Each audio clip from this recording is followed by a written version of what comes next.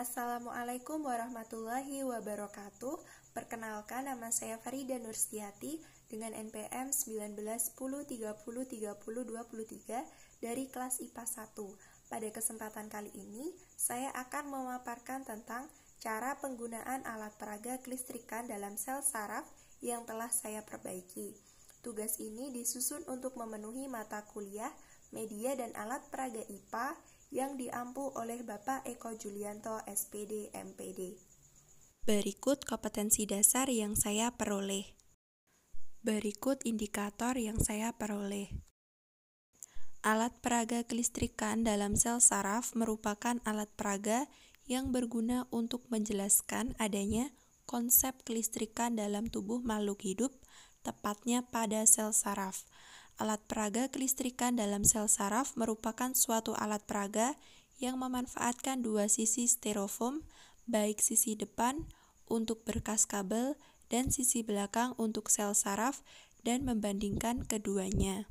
Adapun cara penggunaan alat peraga kelistrikan dalam sel saraf yakni sebagai berikut. Adapun bagian depan dari alat peraga berupa berkas kabel yang terdiri dari 3 bagian yang ditunjukkan oleh titik A, titik B, dan titik C. Titik A merupakan tembaga yang berfungsi untuk menghantarkan arus listrik. Titik B merupakan plastik isolator dan titik C merupakan selubung luar kabel. Keduanya berfungsi untuk menjaga kabel dari kerusakan dan menjaga keamanan penggunanya. Baik plastik isolator maupun selubung luar kabel bersifat isolator. Setelah kita mengetahui bagian dan fungsi dari berkas kabel, selanjutnya kita dapat memberikan keterangan bagian dan keterangan fungsi pada setiap titik-titiknya.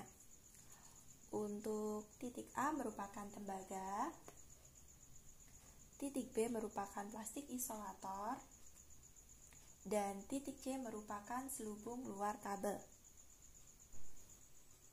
Adapun bagian belakang dari alat peraga berupa sel saraf yang terdiri dari 8 bagian yang ditunjukkan oleh titik A, titik B, titik C, titik D, titik E, titik F, titik G, dan titik H.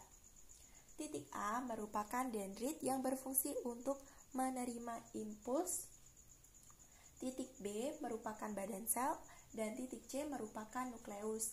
Keduanya saling berkesinambungan dalam mengatur aktivitas sel saraf.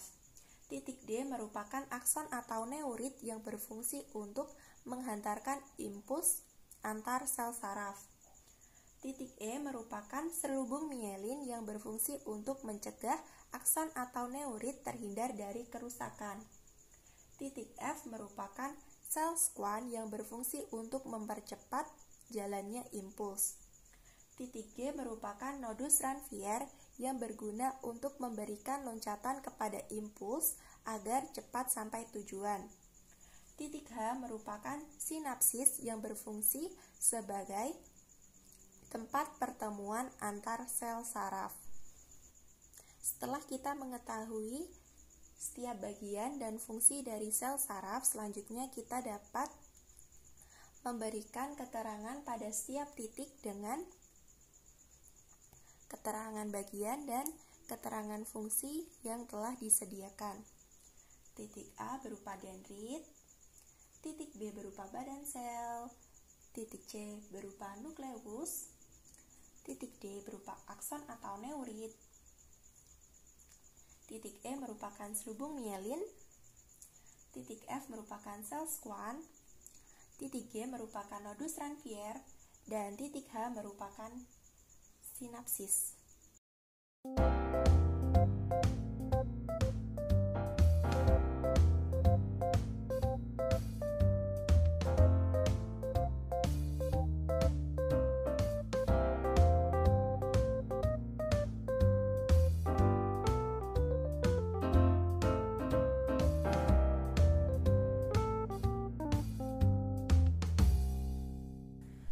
Sekian pemaparan yang dapat saya sampaikan. Kurang lebihnya saya mohon maaf. Wassalamualaikum warahmatullahi wabarakatuh.